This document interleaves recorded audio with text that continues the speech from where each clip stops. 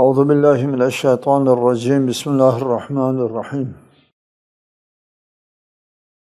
الحمد للہ رب العالمین والصلاة والسلام علی اشرف الانبیاء والمرسلین وآلہ الطیبین الطاہرین اعوذ باللہ من الشیطان الرجیم فیہن خیرات حسان سورہ الرحمن آیت 70۔ ان میں نیک سیرت اور خوبصورت بیویاں ہیں۔ فیہن فرمایا کہ جو لوگ اللہ تعالیٰ کا خوف دل میں رکھتے ہیں، اللہ کے سامنے حساب دینے کا خوف دل میں رکھتے ہیں، ان کے درجات کا ذکر ہو رہا ہے۔ خوف خدا دل میں رکھنے والے جو ہے وہ بہت بلند درجات کے لوگ ہوتے ہیں۔ وہ جنت کے خصوصی جنتوں میں، جنت کے بھی خصوصی جنتوں میں، اور پھر اس جنت کا ذکر ہے اور اس جنت کے اوصاف بیان فرمانے کے بعد فرمایا فیہن خیرات حسان، ان میں نیک سیرت اور خوبصورت بیویاں ہیں۔ جنت کے جو حور العین ہیں ان کا ذکر ہے۔ خیرات کا مطلب یہ ہے کہ وہ نیک سیرت ہے اور خوبصورت ہے، دونوں چیزیں، سیرت اور صورت دونوں میں اعلیٰ درجے پر فائز ہیں۔ حضرت امام جعفر صادق علیہ السلام سے روایت ہے، خیرات حسان کے بارے میں پوچھا گیا تو فرمایا ہن صوالح المؤمنات العارفات، یہ وہ خواتین ہیں جو دنیا میں مؤمنات تھیں اور معرفت رکھنے والی تھیں۔ دنیا کی جو مؤمنہ اور معرفت والی خواتین ہوتی ہیں وہ جنت کے حور العین ہوتی ہیں جی، اور ان کا خصوصی طور پر وصف بیان ہوا ہے، خیرات اور حسان کے ساتھ۔ اور حضرت امام جعفر صادق علیہ السلام سے دوسرے روایت میں آیا ہے کہ الخیرات الحسان من نساء اہل الدنیا، خیرات حسان جو ہے، چونکہ اس سے پہلے ذکر آیا تھا، حور العین کا ذکر پہلے آیا ہے اس میں فرمایا کہ یہ جو ہے وہ قاصرات الطرف، فیہن قاصرات الطرف لم یطمثہن انس قبلہم ولا جان، وہ ان میں ایسی حوریں ہیں جنہیں جو اپنے شوہروں تک جو ہے نگاہ کو محدود رکھتی ہیں۔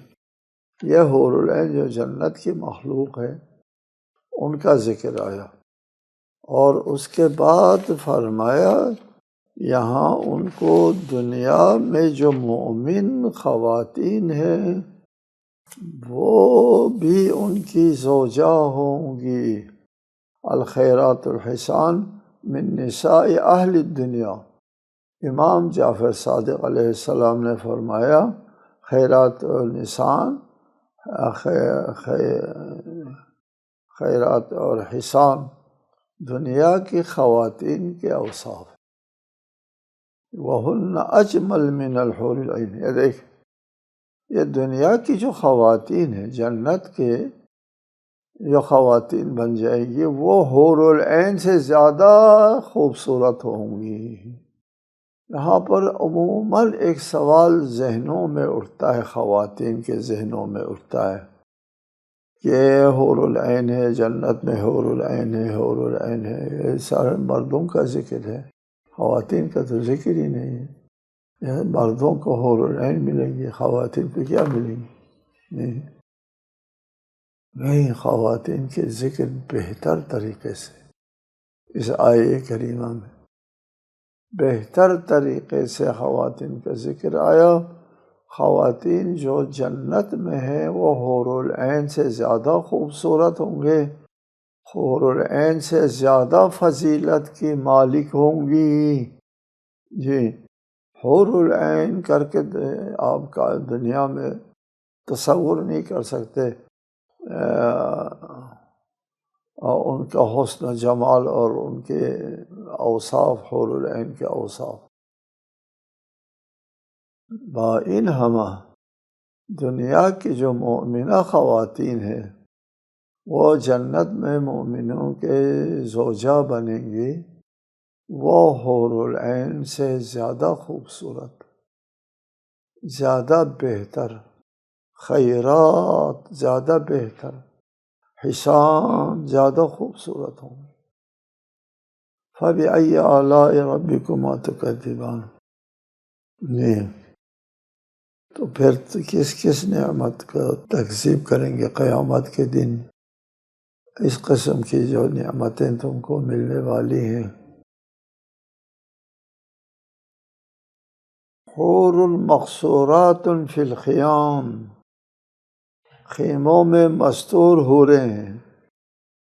پھر ذکر آیا مقصورات اپنے اقامت گاہوں میں مستور اور محفوظ ہوں گے۔ حور مقصورات، مقصور ہیں، مستور ہیں، فی الخیام، اپنے خیموں میں۔ جی، ان کے کسی غیر کی نگاہ نہیں پڑے گی، نہ ان کی نگاہ کسی غیر پر پڑے گی، وہ خیام میں ہوں گی۔ فی الخیام، خیام سے مراد اقامت گاہیں ہیں۔ خیام خیموں میں، خیمہ بستی آج کل تو خیمہ جو ہے وہ بے گھر اور مجبور لوگوں کے رہائش کی جگہ ہوتی ہے۔ خیموں میں رہنا کوئی فضیلت نہیں ہے، جنت میں کہاں خیموں میں رکھیں گے؟ نہیں، خیموں سے مراد یہاں پر اقامت گاہیں ہیں، یعنی خیمہ زن ہو گئے، یعنی اقامت گاہ، اقامت گاہیں ہیں۔ اور بعض روایت میں ہے کہ الخیمۃ درۃ مجوفۃ، خیمہ کیا ہے؟ جنت کا خیمہ موتی ہے، اندر سے خلا والی موتی۔ جی، وہ اتنی بڑی موتی ہے، اتنی بڑی، یہ فرسخ فی فرسخ، وہ ایک فرسخ در ایک فرسخ، اس کے وہ ہے وسعت ہے، اتنی بڑی اقامت گاہ ہے، ایک فرسخ ایک فرسخ۔ جی، اور وہ خیمہ ہے، اقامت گاہ ہے۔ ابھی ایک فرسخ، ایک فرسخ میں ضرب کریں آپ، کتنی بڑی جگہ ہوگی؟ وہ جنت کے ایک اقامت گاہ کا ذکر ہے۔ اقامت گاہ فرسخ،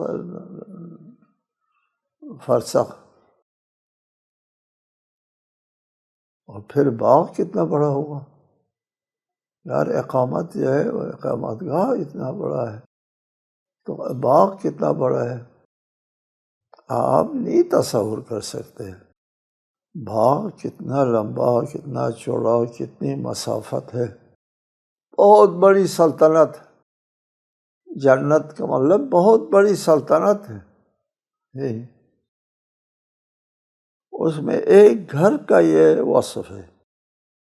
فیہا 4,000 مصراع من ذہب،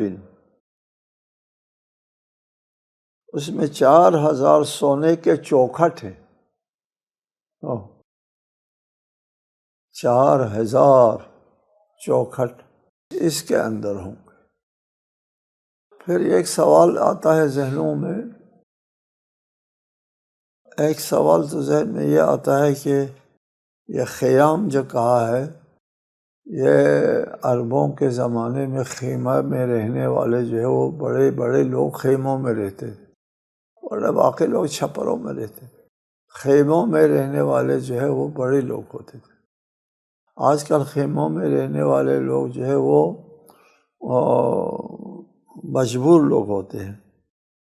فرمایا کہ خیمہ مراد خیمہ لے کر کے اقامت گاہ، اور خیمہ کیا تھے؟ عربوں کے زمانے میں اقامت گاہیں تھیں۔ قیامت کے دن بھی اقامت گاہیں ہوں گے، خیام ہوں گے، لیکن قیامت کے خیام جو ہے اس کی یہ اوصاف ہے۔ دوسرا یہ سوال ہوتا ہے کہ جب ایک گھر اتنا لمبا بڑا ہے، چوڑا ہے، ایک باغ بھی اتنا لمبا چوڑا ہے، تو پھر ہم اس میں کیا کس طرح جو ہے وہ اس سے فائدہ اٹھائیں گے، کیا ہوگا؟ جی، اس کے لیے یہ ہے کہ جنت اور آخرت کا جو زمان و مکان ہے، اس کا تصور دنیا کے زمان و مکان سے مختلف ہے۔ وہ اور ہوتا ہے، یہ اور ہوتا ہے کہ آپ جنت میں ایک جگہ سے دوسری جگہ جائیں گے، آپ کو مسافت طے کرنا پڑے گا، چلنا پڑے گا، زحمت اٹھانا پڑے گی، دنیا کی طرح نہیں۔ وہاں ارادہ نافذ ہے۔ آپ کا بہت لمبا باغ ہے، آپ اس کونے سے دوسرے کونے میں جانے کا ارادہ کر لیا، دھڑام ایک قدم سے پہنچ گیا، پوری مسافت طے ہو گئی۔ طی الارض، یہ نعمت ہے یہ کہ آپ اتنے بڑے وسیع و عریض جنت میں جہاں چاہیں بیٹھیں گے اور جہاں چاہیں گے جائیں گے، اور جانے کے لیے آپ کو کوئی مشقت اٹھانا نہیں پڑے گا۔ آپ کو احساس ہوگا بہت بڑی مسافت طے ہو گئی ہے، ایک ارادے سے وہ مسافت طے ہو گئی۔ پھر کس کس نعمت کو تم جھٹلاؤ گے؟ ان نعمتوں کے اہل بننے کی کوشش کرو، جھٹلاتے ہو اس کی اہل بننے کی کوشش کیجیے۔ حور مقصورات فی الخیام لم یطمثہن انس قبلہم ولا جان، جنہیں ان سے پہلے نہ کسی انسان نے چھوا ہوگا اور نہ کسی جن نے، اس کی تشریح پہلے ہو گئی۔ پھر تم کس کس نعمت کو جھٹلاؤ گے؟ متکئین علی رفرف خضر وعبقری حسان، وہ سبز قالینوں اور نفیس فرشوں پر تکیہ لگائے ہوئے ہوں گے۔ علی رفرف خضر، رفرف اصل میں رنگین فرش کے لیے ایک استعارہ کے طور پر استعمال ہوا ہے۔ رفرف اصل میں درختوں کے گھنے پتوں کو کہتے ہیں، اور اسی سے رنگین فرش کے لیے بھی استعمال کیا جاتا ہے۔ اور روح المعانی میں ایک روایت ہے حضرت علی علیہ السلام سے، اس میں آپ نے فرمایا کہ رفرف جو ہے وہ بستر پر سونے کے لیے ڈالے والی جانا چادر۔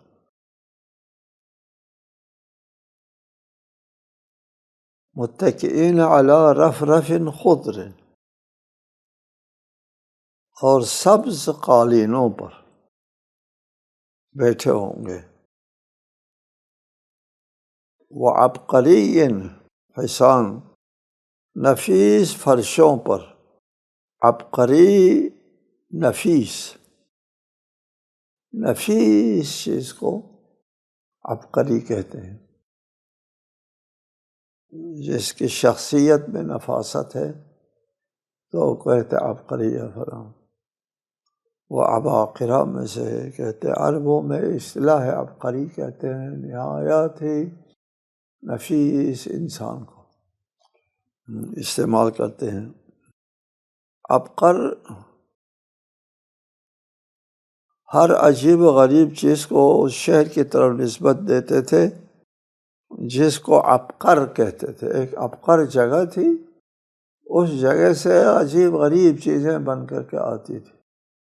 تو جب وہ چیز جو ہے وہ زیادہ حسین و جمیل اور تمام اوصاف کا حامل ہے تو پھر کہتے ہیں یہ عبقری ہے، یعنی یہ عبقر کا ساختہ ہوا ہے، عبقری۔ بعض لوگ عبقر کہتے ہیں اس کپڑے کو جس پر نقش نگار ہو۔ بہرحال عبقر کا مطلب جو ہے نفیس اور عمدہ ہو گیا۔ پھر متکئین علی رفرف خضر وعبقری ہے جی، اور حسان اور بہتر فرشوں پر تکیہ لگائے ہوئے ہوں گے، متکئین تکیہ لگائے ہوئے ہوں گے۔ اب یہاں پر غیر معمولی خوبیوں کے مالک چیز کو اگر بیان کرنا ہے تو پھر اس کو عبقری کہتے ہیں اسے فَبِأَيِّ آلَاءِ رَبِّكُمَا تُكَذِّبَانِ، بس تم دونوں اپنے رب کی کس کس نعمت کو جھٹلاؤ گے، اللہ کی بے پایان نعمتوں میں سے کس کس کو جھٹلاؤ گے۔ کہا تھا نا جنوں نے لا بشیء من آلاء ربنا نکذب، ہم اپنے مالک کی کسی نعمت کو نہیں جھٹلاتے، کسی نعمت کا شکر ادا نہیں ہو سکتا ہے، وہ دوسری بات ہے، لیکن جھٹلاتے بھی نہیں ہے، ہم سے شکر بھی ادا نہیں ہو سکتا۔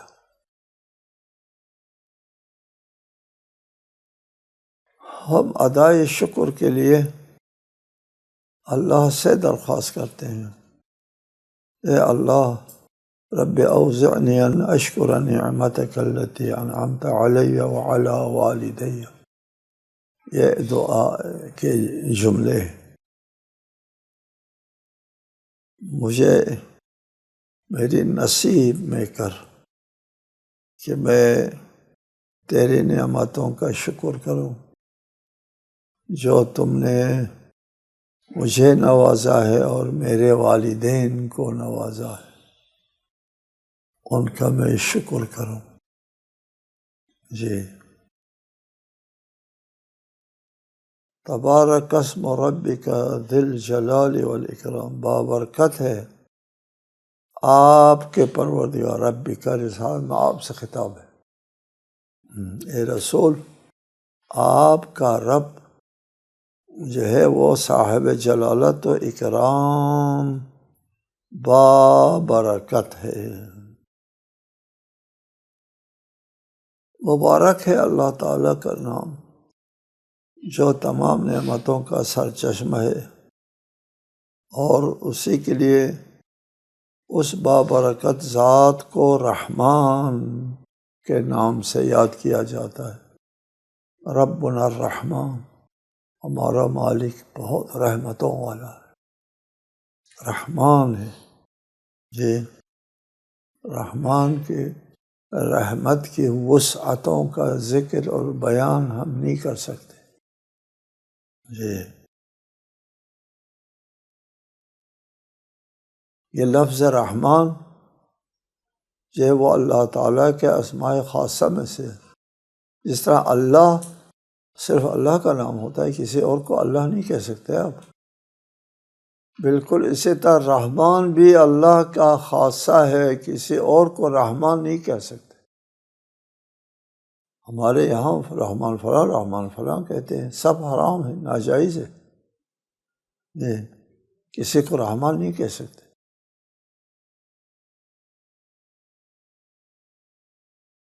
صرف اللہ تعالیٰ کے ذات کے ساتھ مخصوص ہے لفظ رحمان جی۔ آپ عبد الرحمن کہہ سکتے ہیں جی، عبد الرحمن کہہ سکتے ہیں، رحمان نہیں کہہ سکتے کسی کو، ملک رحمان کہتے ہیں ہم، حرام ہے، جائز نہیں ہے۔ عبد الرحمن کہو، مبارک ہے اللہ تعالیٰ کی ذات، تبارک بابرکت ذات ہے، اور اس پر دلالت کرنے کے لیے مختص ہے لفظ رحمان اللہ تعالیٰ کی ذات کے ساتھ۔ ذی الجلال والاکرام، وہ اللہ تعالیٰ کی ذات جلیل القدر، جلیل القدر ذات ہے، ذی الجلال جلیل القدر ذات ہے، یعنی اللہ تعالیٰ کے نعمتوں کی فراوانی میں ہے، اللہ تعالیٰ کا ذی الجلال ہونے کو بڑا داخل ہے۔ یہ اللہ بہت نعمتیں دینے والا ہے، کیوں؟ اس لیے وہ ذی الجلال ہے، وہ جلیل القدر عظمتوں والی ذات ہے۔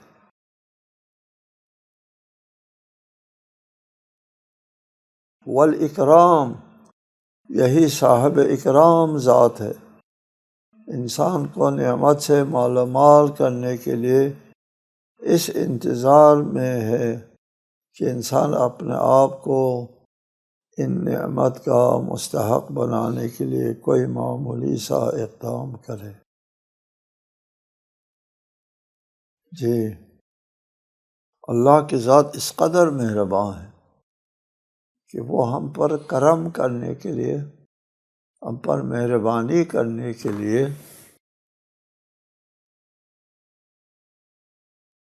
سبب ڈھونڈتا ہے، اللہ تعالیٰ کوئی ذریعہ ڈھونڈتا ہے، کسی وجہ سے آپ اللہ تعالیٰ کے کرم کا حقدار بن جائے،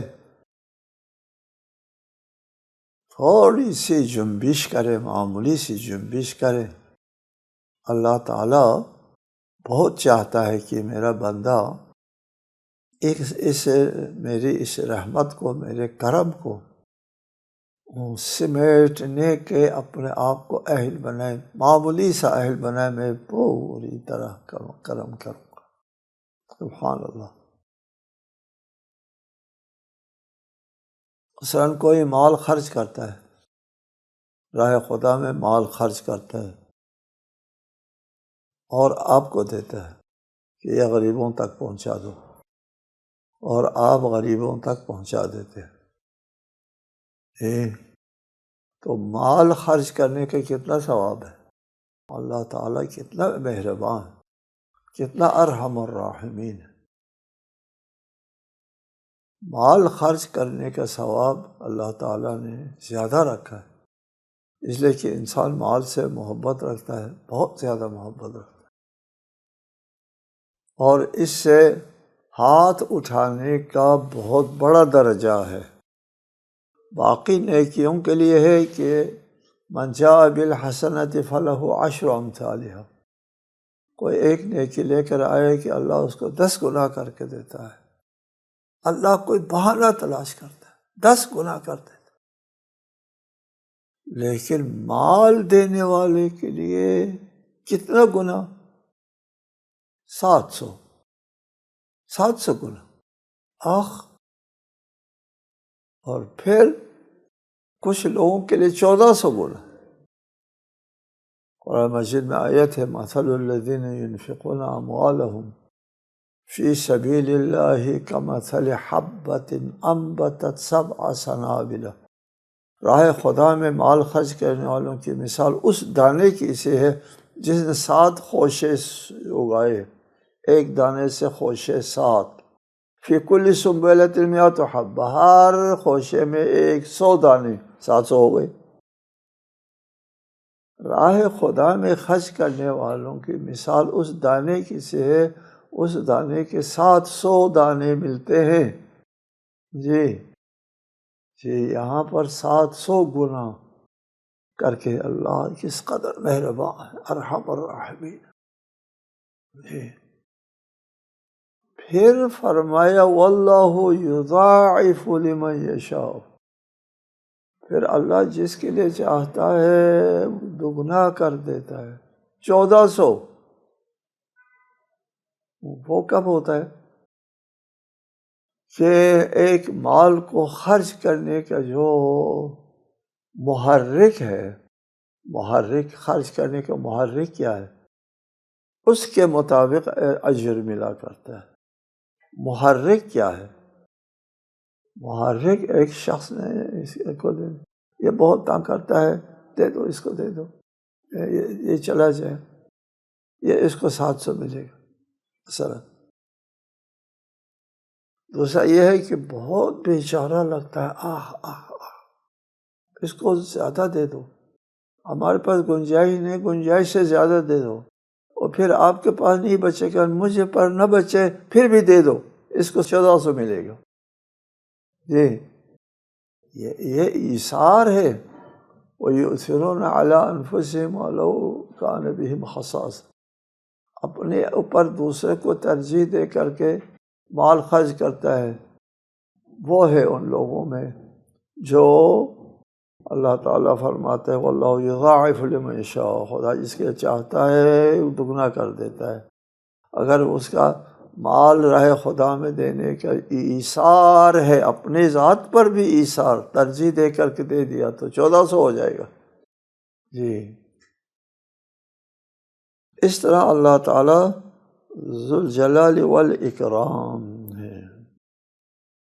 سورہ الرحمن کا بھی اختتام ہوا، اور اسی کے ساتھ ہماری تفسیر کی 8ویں جلد کا بھی اختتام ہوا۔ کل سے ہم 9ویں جلد کو شروع کریں گے انشاءاللہ تعالی۔ السلام علیکم ورحمۃ اللہ وبرکاتہ۔